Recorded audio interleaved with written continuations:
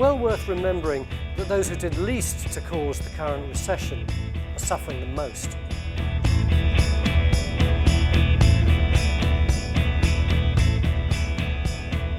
In the UK, we've got a problem with working poverty. People who work full or part-time but are paid so little, they're held in poverty. I think here in Britain we've had an extraordinary situation whereby political leaderships for a great many years have shown a startling disregard for the issue of inequality. Almost 60% of British children who fall below the poverty line live in households where at least one adult is in work. You know, why is it so important? It's so important because I think, we talk a lot about work in this country and we talk a lot about the dignity of work, but for work to have real dignity, it needs to pay people a proper living income. And that doesn't happen for too many people in this country, and it does have to change. Astonishingly, 1 in 5 of all employees in Britain fall below this low pay threshold. What's really wrong is that we live such unequal lives. It's bad for everybody, it's bad for every element in society. The good society is nearer to the Nordic model, further away from the American model. That's a political choice we can all make, and part of that choice is paying people properly for the important jobs they do in low-paid jobs, in low-paid work, and taxing people at the top more, living a fairer life.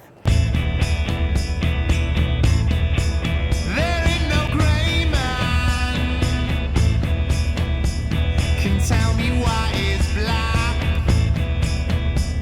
I read your manifesto. That will be all I'm sending back. You say there ain't no. Inequality matters, and that means absolutely making a priority of in-work poverty. So as a starting point, there should be a living wage rolled out right across the country with urgency. That is a starting point. Every party ought to adopt the living wage. It will make a big difference to how equal this country is. One of the reasons we're so unequal is that the people at the bottom are paid so little for the important work they do, whether it's cleaners or carers or working in checkouts in supermarkets. Unequal countries make everybody more unhappy, the well-off as well as the poor. We'd all be better off if we all earned incomes that were a little bit fairer, shared between all of us. I think there are a number of things that can be done to help tackle in-work poverty. Tax credits are important, and protecting and enhancing those are important, alongside things like universal child benefit. Secondly, I think the living wage is an incredibly powerful idea. So different councils around the country are pioneering the idea of a living wage, not just for their employees, but also to say, look, if you want a contract with us, you've got to pay the living wage. And sometimes it doesn't actually cause the expense that some people might think it would, because you get turnover in companies is lower with the living wage, a more committed workforce can make a big difference, the living wage.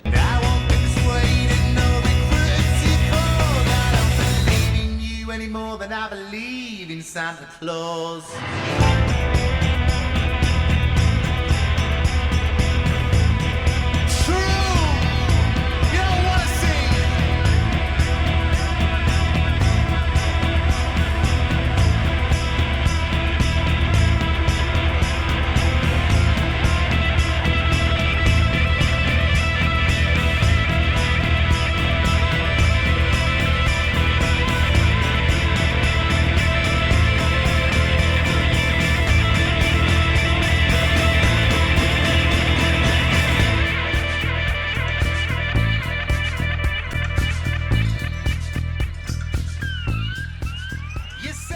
We can't bring back old jobs which have gone, but what we can do is create new jobs of the future in new industries, from high-tech manufacturing to green industries to creative industries, whole range of areas where government and private sector together can help create those jobs of the future.